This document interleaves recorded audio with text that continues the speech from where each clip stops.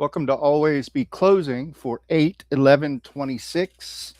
As you can see, tonight I'm going to be flying solo, so this is likely to be a train wreck, but we're going to go ahead anyway. We're going to go ahead and do our cadence, our baseball cadence, as we enter the uh, one of the last 7 weeks of the season. There's only 7 weeks to go, and less than that now that they've played Monday.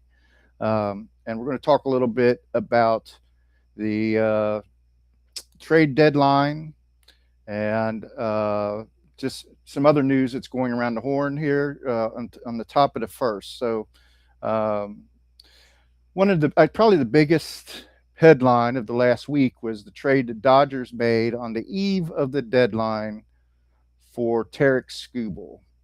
Um, a lot of people feel like the Dodgers might have gotten more for Skubal if they had waited until the actual deadline. Teams may have put more competitive bids to get there under the wire on Monday, but the Dodgers decided to be aggressive. And I think it was probably a smart move because they wound up giving up two very good prospects for Skubal. They gave up River Ryan, and they also gave up another prospect, Zahir Hope. Both of whom were in the top 100, Baseball America top 100, that the executives use to rank players that are coming through various teams' system.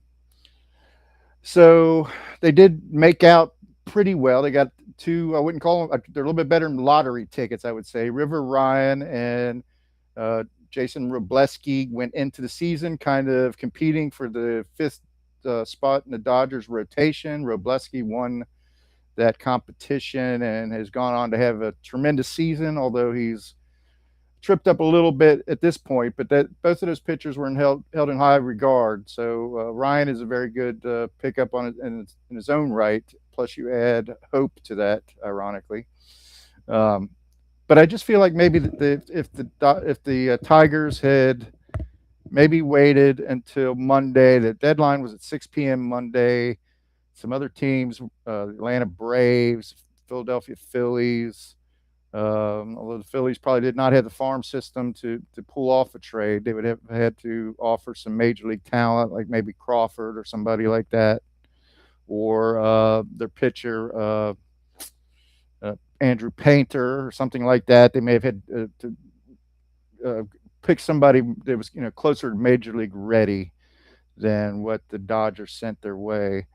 But of course, the Yankees may have had an interest in Skubal, but I think the Dodgers were right to be aggressive. They could sense maybe that the Tigers were anxious to get it done. It's sort of a get it over with type ordeal when you're giving up a player of that importance to your franchise.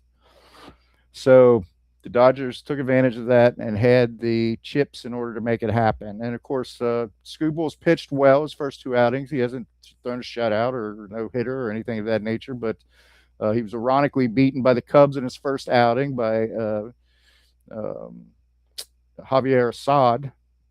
Um, and then in his second outing, I believe he won that the other night when the Dodgers had to come from behind win. He gave up, I believe, 3 runs in 6 innings. So he'll be fine. Once Tyler Glasnow comes out of his rehab, um, they're likely to either go to a 6-man rotation. They'll probably go to a 6-man rotation, actually, because they also reintroduced Ian or Snell back into the rotation starting tonight. So they've added 2 arms. They may put Robleski back in the bullpen. They may go with a 6-man rotation. They're kind of just on cruise control heading into the offseason, October, as they typically are. So the Dodgers are getting some of these guys back to try to rev the engine and pair it with Skubal and make a push for a third straight world championship, which has not been done since um, the Oakland A's in the 1970s. Or the Yankees? I have to look that up. The Yankees may have had 3 in the late 90s. Um, you Yankee fans should be able to tell me that quite easily.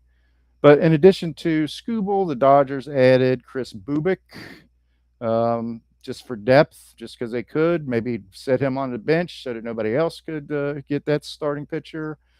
Um, and it cost, it didn't cost them much to make that acquisition. The New York Yankees, of course, were active. They traded for Luis Garcia, who was having an all-star season for the Washington Nationals, which is a very underrated offensive team this year. That they may be leading the league in several offensive categories as a team. They've had terrific seasons from James Wood and Abrams and Garcia, and contributions from a number of other players. Nasim Nunez leading. I don't know if he's leading the league anymore in stolen bases, but he stole his 40th the other night.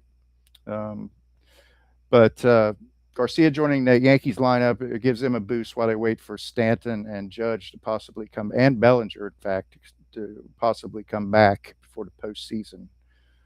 Um, the Phillies made a surprise move. They kind of had a ripple effect on their entire team when they added Luis Arraez, a three-time batting champion, to their lineup.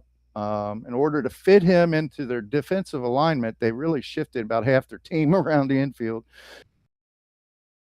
Phillies have never been accused of being particularly concerned about their defensive alignment. To put Arise on first, they had to move uh, Bryce Harper out to right field off of first base. It took Tyson's or to fit Arise at second base. Excuse me, to fit him in at second base. They took their everyday second base and Bryson Stott moved him to third base. They took their third base, regular third baseman, shifted him over to first base, Bohm, and they moved Harper out to right. So they took what was already a little bit of a challenge defensive ball club and really twisted it into knots. But of course, any of you that have a rotisserie league pitcher that goes up against the Phillies, they really are meat grinders. They actually hit like an old American League East team, like the Red Sox and the Yankees, the early 2000s, where games last 4 hours and every batter fouls off three or four or five pitches. And at bat, the Phillies are like that. They wear you down. They're uh, so they got that offense in there, and a rise really offsets a lot of the power that they have in the lineup with the great on base percentage and high batting average, of course. Um, the Padres, a lot of pundits believe the Padres made out best of all at the trade deadline when they added Robbie Ray and Casey Mize to the beleaguered pitching rotation. Um, they were basically running on fumes. They had King at the top of their rotation, and virtually every other pitcher in the rotation was a bulk reliever. They would have an opener, um, and then they would turn to someone like Walker Bueller or Canning or another guy that would give them length in the game, maybe 3 or 4 innings, and a bridge to their late inning relief core, which was actually pretty good. But adding these two upper tier, I would say Robbie Ray is a former Cy Young Award winner. Casey Mize is a very solid pitcher. Adding those two guys to the top of the rotation is viewed by a lot of pundits as the coup de grace of the trade deadline. Of course, now um, we have a couple pitchers that are in rehab that also may help out down the road. We got Musgrave and Pavetta, and Pavetta actually had to be removed from his first rehab with arms or elbow soreness. So that was an ominous trend. But Musgrave, I just read today that he's announced himself feeling better than he has at any point in the last 2 years. So if you got three pitchers like that and King, four, you're perfectly positioned to go into the postseason with just those four starters. And like I said, their solid bullpen led by Mason Miller, of course, their dominant closer. But there's some other arms down there too that are quite capable. So, looking at injuries, one of the most intriguing injuries that took place, and I wish Aaron was here. By the way, Aaron, I'm not sure why you didn't make it tonight, but probably I would imagine you're probably sleeping, getting ready for your big trip coming up to work, the work trip you got coming up. But Devin Williams. I happened to just trade Devin Williams to Aaron last week, and on the day that he received Devin Williams, Monday, it was disclosed that he has a right shoulder strain. Now, the Mets are saying that the strain is minor and it will not keep him out much longer than the 15 days of the injured list length. But um, what's interesting about it is the Mets had traded off four of their high leverage relievers at the deadline, and there was no clear incumbent, or there was no clear successor to Williams on the roster. They had traded Luke Weaver to the Pittsburgh Pirates, Raley to the Phillies, Brazelbon. I'm not sure where, I can't recall where Brazelbon. I may be able to tell you as we go down our notes here, but Brazelbon and one other short reliever. So consequently, last night the first chance that they had without Williams available. Well, actually, a second chance because Daniel Duarte got the save on Sunday, but Monday night it had to be pretty stunning as a Mets fan to see Kodai Senga running out from the bullpen to try to close the ball game, a 3-run lead against um, the Atlanta Braves. And Senga did a good job. He struck out his first two batters, and right in the heart of their order, he struck out Matt Olson. He struck out Michael Harris the second, and then um, I think that Albies drew a walk, and then their Dubon, their left fielder, flied out to end the ball game. But he touched 99 miles an hour. He had that really good sink on that fork ball that he throws, and a high leverage reliever. If you've got two good pitches like that, you can get by. Uh, Part of Senga's problem was that he would pitch one good inning, he would get gassed, and he would start tinkering with other pitches in subsequent innings, and then he started getting torched. That was his recent problems. So the manager of the Mets, the interim manager, is hoping, I think his name's Green, he's hoping that Senga will flourish in this role, at least as a setup man for Williams when he gets back, if not competing with him for the closer's job. So we'll see about that. Nathan Eovaldi, it was learned, was hitting the elbow with a line drive.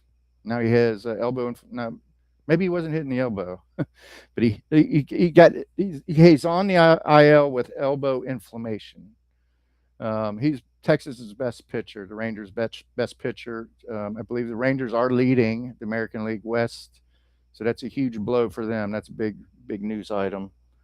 Um, Jamison Tyon, who was just released by the Cubs and picked up by the Blue Jays, felt discomfort in his elbow. I don't know if he's getting imaging. I don't know what the story is on him yet, but the Blue Jays are kind of playing out the string this year, sadly, after a tremendous year last year, of course. But they may have to do it without their recent acquisition. Um, Forearm discomfort. It does say an MRI was scheduled. Geraldo Perdomo left the ball game last night with knee soreness, but he's not expected to miss or hit the IL at least, although he is not in the lineup tonight. So anytime, even if they got a positive report on a player immediately, anytime the player does not play the next day, it's newsworthy. So keep a close eye on that one, or I will, because he's one of my players. But all right. Um, let's see. Let's look at some of the players who are really having a good week. We'll talk about Wilyer Abreu of the Red Sox, 1584 OPS, 3 home runs. The Red Sox can do no wrong right now. They had a 15-game winning streak that we talked about last time. They followed it up with a 9-game winning streak, I believe. They're playing out of their minds. I'm sure their fans are concerned that maybe they're peaking too early.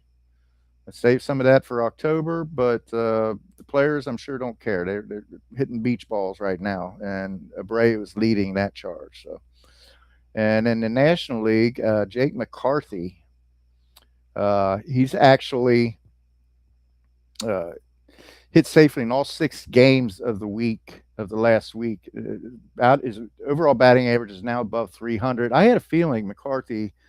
Now, Arizona is a good hitting environment too, so it's not all just being at Mile High Stadium playing for the Rockies in Colorado with the thin air. It's not all that. McCarthy is now leading off for them. He's in a much better position to get better pitches, to accumulate stats, to get at bats, because he was hitting ninth most of the time for the Diamondbacks. But he's a player that I always thought he had it in him to be that type of impact player. He has really good speed, power. He just never could, you know, hit for high enough batting average or draw enough walks to merit the type of chance that he's now getting with Colorado, sort of by default, because their outfield, at least coming into the season, was a little thin. Now they've beefed it up a little bit now. Uh, uh, Carrick came up, and he's turned out to be an impact player.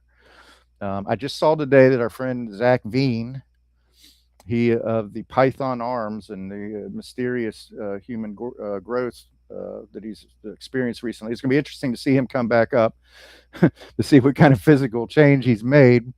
But he's absolutely raking in the minor league. So he has been recalled, and he'll probably join that outfield mix along with, I believe, they acquired an outfielder from the Marlins during the deadline too, and I know it wasn't Conine, but the Marlins had kind of a log jam in the outfield, so they traded one of the Rockies. But I feel like they're going to give Veen a little chance to play now to see, give him one last chance, because he did have an extended look last year and kind of just blew it. But he was overmatched on high fastballs was the problem.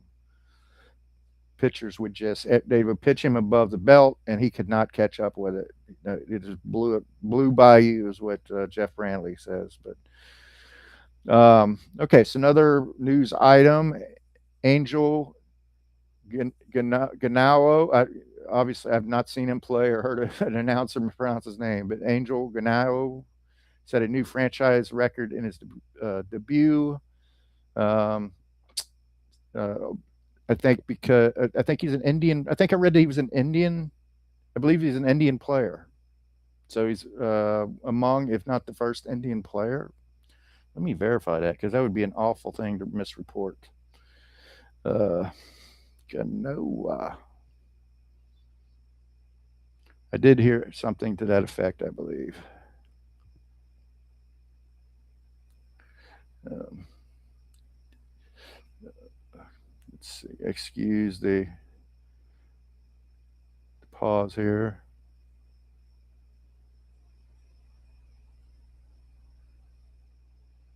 Well, well, let's move on. Let's hope I was correct the first time. Um, let's see. Sorry, team news and playoff race news. Of course, we talked about the Red Sox. The Phillies versus the Cardinals was an anticipated series by some, although the Cardinals have really kind of dropped out of the race. The Cardinals made a deal at the deadline. They traded uh, Ginger Guard May to their division rivals Brewers, sort of making a spot maybe for Hunter Dobbins, or actually the better prospect. They got a lefty down there that came up with one start and was sent back down. But I really don't think that Phillies Cardinal series was that uh, interesting to a lot of people. But I did hear some people that were interested in that series, and um, I think they've split the first 2 games. Um, but the Phillies have a good road winning streak they're trying to extend. I guess it's drawing some attention for that. Let's see. We talked about Scooble's home debut not being all that strong, but certainly effective. Uh, the Nationals continue to play some exciting baseball. I guess Miles Michaelis, if you read between the lines, excuse me, it certainly seems like this might be Miles Michaelis's last his swan song because the members of the team got together and purchased the big World Series style ring to give him, and he went out that evening and got a pinch hit at bat where he got an RBI hit on a bunt. so that was kind of an interesting story from the week, human interest story. But it feels like the next day he got the start and went out and got absolutely pummeled. So I think that he's pretty much done. ERA hovering around 550. His WHIP, interestingly enough, is not so bad. I believe it's 1.3 or something. So that's not. There was some. He was savvy still. He knows how to pitch, but he just does not have uh, the velocity he once had, movement, that type of thing, command. Um, let's see. Talked about the injuries. Okay, so that's pretty much it for the news for this week. The standings, we'll cover that next time. It's getting to the nitty gritty here, but suffice it to say that the Brewers, Dodgers, Braves, Rangers, Yankees, Red Sox, probably three teams from the American League East, the Rays, and the West. The West you got and the Central, the White Sox. Those are your leaders. Those are your, if not your division leaders, your wild card plus division leaders in a nutshell. All right, so here we talk about our nobody gives a fuck about your fantasy team. And no truer words can be said. So let's take a look. I'm going to bring it up here. Let's take a look. This is our shortest segment because people truly don't give a fuck about it.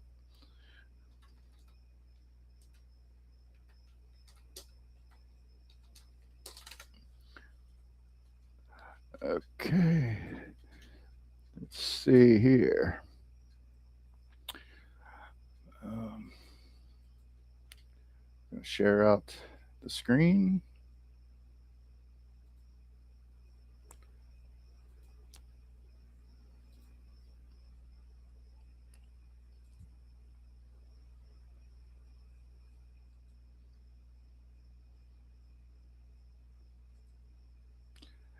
So let's don't like all the advertising. I don't like to see that fungus right there. But anyway, so if we look at the league standings, let's see. This is the real standings as of games that are being played right now. And here we are. We have Sean with a commanding lead that he's not going to lose. Cannon fodder. Uh, Hughes on first. Having a fine year. He's not going to catch. Nobody's going to catch Sean. So the league is basically we're on cruise control right now. I'm right here, 68 and a half points back. Aaron is sitting at 60 and a half points back. Now we had our own trade deadline last week. We allow the Major League Baseball deadline to pass, and then we uh, have our own deadline. And people are basically angling right now to get players for next year, cheap players with value. So there were five trades made during the week, and that was a very small number of trades compared to years past. So if we look at the transaction log, uh, let's look at all league trades. We'll look at some of these trades. This was the last trade right before the deadline. Um, Oh no, this is. Let's go to the bottom here. All right. So as we can see, George, who's on first, made two trades at the deadline where he acquired uh, Amenaga from the Cubs. The Cubs are going places, it seems. So that was a good trade. He traded that to try to close the gap on Sean.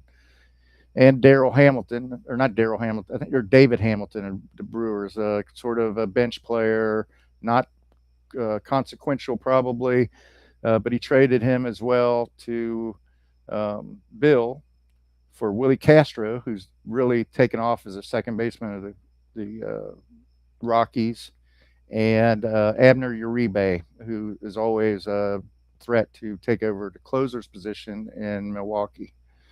So that trade was a good trade, trade for both teams. Castro basically for Imanaga. Um, Bill's picking up Castro. Not that Bill's very forward thinking usually, but he picked up two. Bill's a good owner. I'm not saying that, but he prides himself in not being a keeper, a guy who keeps players. But he got two good keepers for basically one guy that's going to help George immensely this year. So that's what. Here's the trade I did with Aaron. I traded him Devin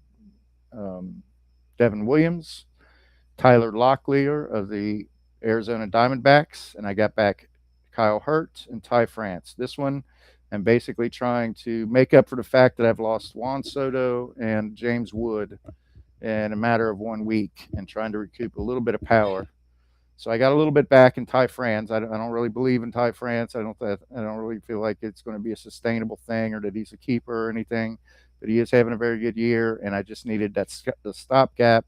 Williams, when I traded him, he was healthy. He was still closing. Um, Closers are valuable because they dominate one stat. So that was a good trade for Aaron that kind of blew up in his face, although I did hear that Williams should be back soon.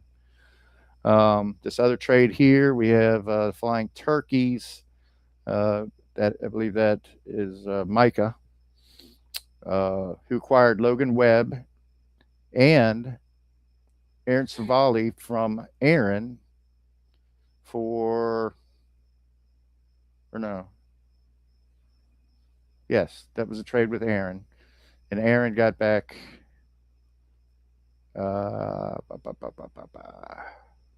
I guess he got back Jack Dryer. Now here's where it's interesting, and I won't even elaborate anymore after this. But Aaron did get himself into a little bit of a mess when he made the trade with me because there's a salary cap. He effectively was over the salary cap by $30.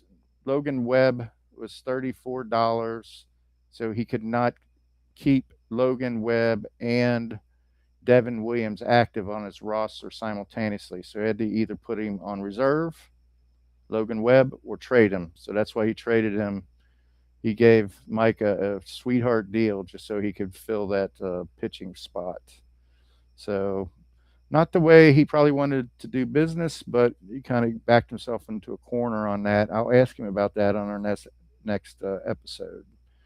But since you don't give a fuck about it, I'm going to go ahead and stop sharing and move on to our next topic. Okay.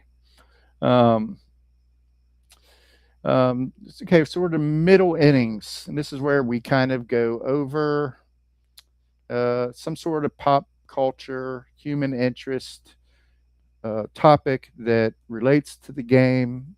And this time I chose famous baseball fans. And what I was planning to do was I was going to ask Aaron, I was going to give him the celebrity and ask him who the celebrity was a fan of. So I think what I'll do is I'll go ahead and read off the celebrities. I'll pause for a moment and then I'll tell you who it is. That way, maybe it gives you a moment to guess before I tell you the answer. Sound like fun? Okay, here we go. All right. All right. So, Charlie Sheen. Charlie Sheen, Major League, obviously a very big baseball fan. He was also an 8 Men Out. He also has tiger blood. He's insane. but he's also a big fan of the Cincinnati Reds, my team. Him and his father both uh, lived, and Charlie grew up in Dayton, Ohio, which was very close to Cincinnati, so they became Reds fans, and they do attend games occasionally, even today. But all right, so the next one, Tom Selleck. This should be easy. If you're a Tom Selleck fan, Mr. Baseball, where he went to Japan. He, of course, was a Magnum PI, the owner of the most prestigious mustache in television at one time. And it's a dead giveaway because he wears a Detroit Tigers hat on the show. So he's a Tigers fan. So, all right. So our next one is George Bush Sr. If you used to watch the Astros back in the Astrodome days and you look behind the backstop, you would often see, after Bush's tenure in office, you would often see him and Babs sitting in the front row of Houston Astro games. So I was a little quick on the draw right there. He was obviously an Astros fan. George W. owned an interest in the Rangers. Of course, he was a Rangers, not only a fan, but an owner. But Bush Sr. was an Astros fan that could be seen at games a lot. Okay, so Billy Crystal. Billy Crystal, anybody that knows Billy Crystal, even though I don't see him on TV much anymore or in movies at all anymore. Harry Met Sally, uh, the cowboy movie. Um, can't think of it right now. Curly's Gold or whatever. um, Also, Saturday Night Live alumni, and of course, he was a massive New York Yankees fan and actually gave the eulogy at Mickey Mantle's funeral. Did the movie 61, which was an ode to his hero. Huge Yankees fan. There's so many Yankees fans. There's too many to mention, but I feel like he's most representative. And I will say he also appeared in a preseason game at Legends Field as a Yankee and took an at bat. So that was kind of crazy at the time. And unfortunately, nobody brained him with a fastball, but he did. If I remember correctly, he fouled off a pitch or something. He was really proud of himself. But all right, Doris Kearns Goodwin, the writer of Team of Rivals, historian, um, often seen on the PBS documentaries, Ken Burns documentaries. Just a fantastic historian. She's from the East Coast, obviously, so it should surprise no one that she's a Red Sox fan. Doris Kearns Goodwin. If you're a Madman fan like I am, you might know John Hamm. You might like his work on SNL, or he's appeared on some other things recently that's been very good. A very odd turn on an AMC series. I can't think of the name of it at the moment, but he, of course, Don Draper, the man who comes to work at 9 a.m. and first thing he does is smoke a cigarette and crack open a bourbon. But he's also a St. Louis Cardinals fan. So I've heard him talk about that quite often. I'm not a Cardinals fan. I took note of that, but I won't hold it against him because I do like his work. Okay, here we go. Eddie Vedder. You might think of Pearl Jam as a Seattle band, a grunge band from the '90s, but he's actually a huge Cubs fan. I've seen interviews. He talks about it. It sort of grew on him or something. I don't know. He loves Wrigley Field. He loves that atmosphere. They've done concerts there. I've seen that he's done many concerts there. Reds pitcher Bronson Arroyo is one of his better friends. And so he's got that tie in with baseball, but he's a Cubs fan. So that's what they look like. All right, here we go. Tom Hanks. He's done a couple things, Saving Private Ryan, Philadelphia, The Burbs, Bosom Buddies. What team might you think he would be a fan of? I did not know this until I saw it, but he's an Oakland A's fan. Never didn't see that coming, but he's probably from the Bay Area, and he's not a Giants fan, but an A's fan. But all right, so Andre 3000 played in a Jimi Hendrix movie where he was not allowed to play any of the music, which I found to be extremely, extremely distracting and disappointing. No Purple Haze, no Crosstown Traffic, no Voodoo Child, Slight Return, nothing. Just like, what do they call that? Royalty free music, basically. So, uh, anyway, Andre 3000 of the band, fuck. You all know who he's with, but he's a fan of the Atlanta Braves. Um, Steve Perry, to no one's surprise, I won't take very long on this one. The Giants, um, Orioles. You might not, or I have this out of order. Tom Clancy is a fan of the Orioles. So I'll try to run it down a little bit faster here. Barack Obama. I think this is well chronicled. He is from Chicago, but he's not a bleacher bum. He's a White Sox fan. Uh, Paul Rudd, one of Lisa's favorite comic actors. Uh, Ant Man, SNL, just a number of things. I believe he was the foil in uh, oh shit, Valley Girl. Um, he's a fan of the Royals, Kansas City Royals.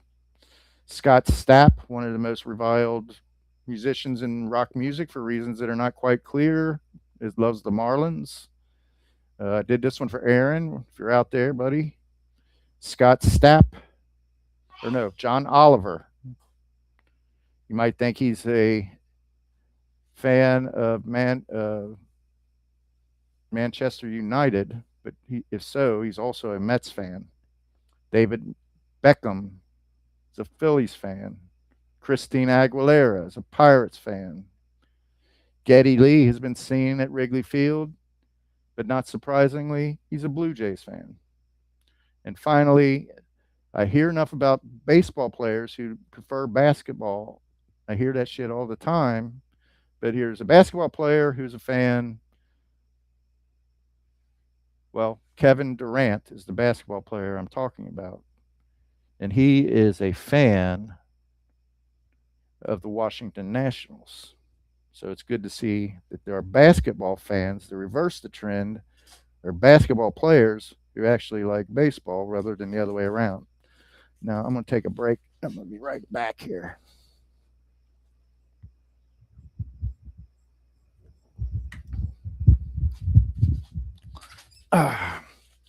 So if you're still with me, this one's on you.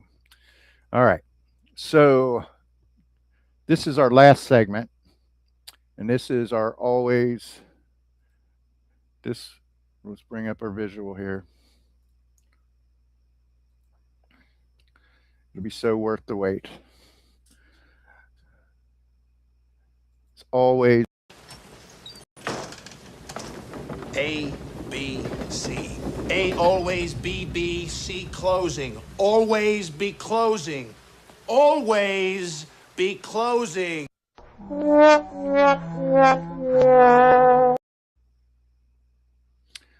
so.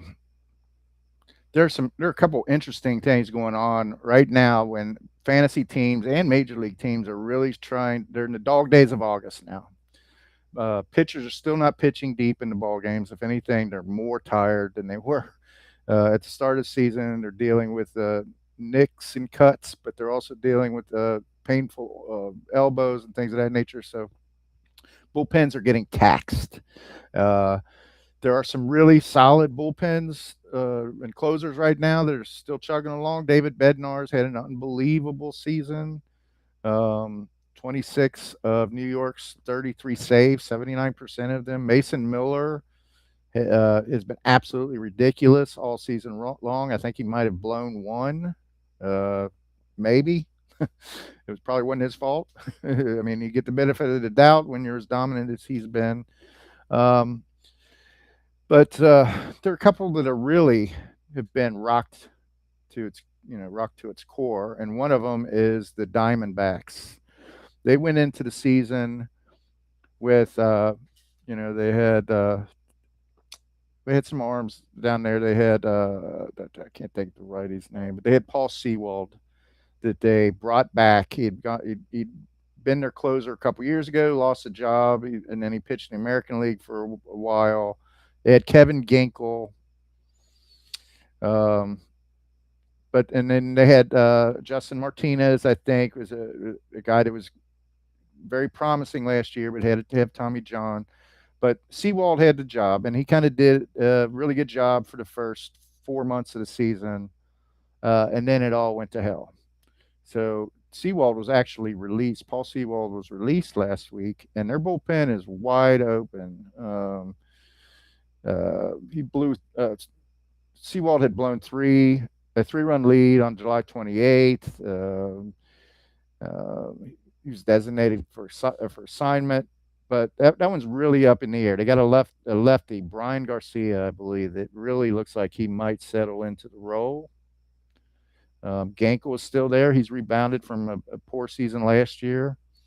So one of those two may get you saves down the stretch, but they're going to be looking for a closer if Martinez is not able to seize that job, or if by some act of God, AJ Puck comes back, but that's not looking too promising. His rehab had to be stopped around June, I believe. So their bullpen is kind of in tatters right now. I would angle for Garcia or Gankel if he had to. Uh, so the Blue Jays, the Blue Jays do not have a problem. They actually have a very good closer in Luis Varland, who's leading baseball in saves at the moment. But it's a tremendous workload, so it's worth taking a look at to see if he's going to survive down the stretch. Is this right? Does he have 55 saves? That cannot be right, man. I got this data online, and I'm not. I'm wondering if it's correct or not. But anyway, he is leading the league baseball in saves. Of course, uh, Duran in Philadelphia is very solid. But the one that's the situation in New York, we talked about that earlier. That's quite interesting because you have a guy in Senga who's trying to save his career, basically, or justify the $17.8 million that I think the Mets owe him next year. So they might give him a chance just based on what they owe him. But I don't think they want to put him back in rotation. But when you look at uh, the Pirates are interesting in that they're kind of buried in the standings. They're behind teams like the Reds and the Cardinals in the standings. I mean, they're not even close. They're not even anywhere near the Cubs and Brewers. They don't really stand much of a chance for a wild card spot. And yes, yet they acquired 4 arms at the deadline for their bullpen that really has beefed up their bullpen and made it much better. They got Duvall, uh, flamethrower from the Yankees, but why would the Yankees be giving up on a good arm at this point in the season? You have to ask yourself that. So he's kind of a project, but they also added Tyler Yates or Kirby Yates from the Angels, and a big acquisition was probably Luke Weaver, who might be their closer, might actually be the closer out of that collection of players. But their bullpen was really in disarray. I really like Mason Montgomery. I was really, I had him for a dollar or have him for a dollar on my team. I was watched him all year. From the beginning of the year, he had very little command. He has a fastball that can reach 103 miles an hour, and right now he's placing it really well. He's blowing it past hitters, right-hand hitters, left-handed hitters. Does not seem to be affected by splits at all. So I really like Mason Miller. and Weaver to be the late inning game. Plus, um, you still have the other lefty down there, and you have a friend of ours, Evan Sisk, a friend of ours from Rock and Roll Heaven, comes from the same town that Evan Sisk comes from, who's had a very solid season and comprises part of that bullpen as well. So I think the Pirates, they kind of know maybe they're not going to make a run this year, but they do have one of the better offenses in the league, and they have, uh, you still have Paul Skeens under control for a couple more years. You have Bubba Chandler, Ashcraft. You got Jared Jones, who is also a very promising young pitcher coming off of Tommy John. So you got all that offense. You got Connor Griffin, um, the the left fielder who's just hitting out of his mind, Vasquez, as Merlin Vasquez, I think his name is. You got uh, Cruz coming back. He should be back before the end of the season. So I think the Pirates look at this rebuilding of the bullpen as something they could do on the fly to contribute to a solid 40-man roster or 26-man roster going into 2027 more so than competing this year. But it's kind of an interesting approach because a lot of those pitchers could have been useful to teams that were in contention, and you would have thought those teams might have stepped up. But anyway, I've never done a podcast on my own before, so I hope you give me a pass on that one. But if not, I'll take your heat too. So yeah, but bring it. So, but I do appreciate the time and attention, and I'm pretty sure Aaron will be back for the next one. I don't think that he's on a walkout or done any kind of I don't think he's doing any kind of negotiation ploy or anything. I think he just missed missed the festivities tonight. So I'm going to go ahead and run our outro.